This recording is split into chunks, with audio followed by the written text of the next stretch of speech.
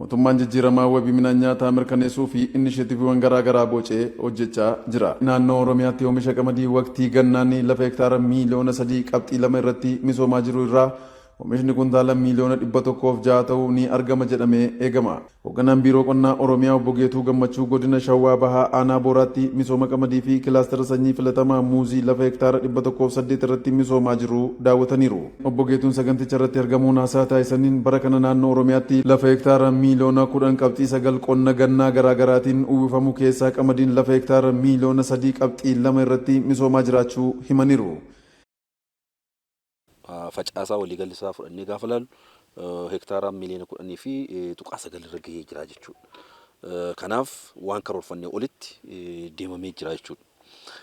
Hojiin bara kanaa kilaasteraan akka hojjetamuuf xiyyeeffannoo guddaan kennamee kan hojjetamaa ture.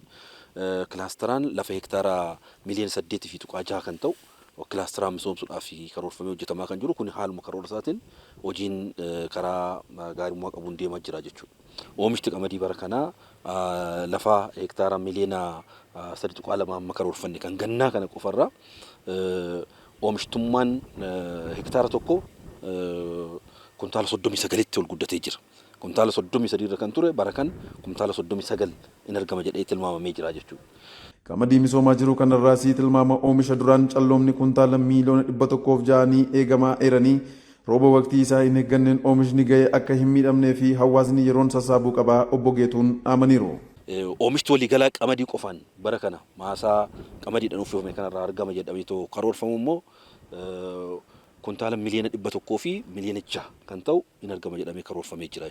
Akka ragaan meetirooloojii tilmaamni isaa raagni isaa kaasutti roobni jidduu kana keessatti dhufuu waan danda'uuf midhaanonni akkasitti amma kun gogee jira jechuudha. Midhaanonni akkasii kun dafee kombaayineraan walitti qabamutu irra jiraata.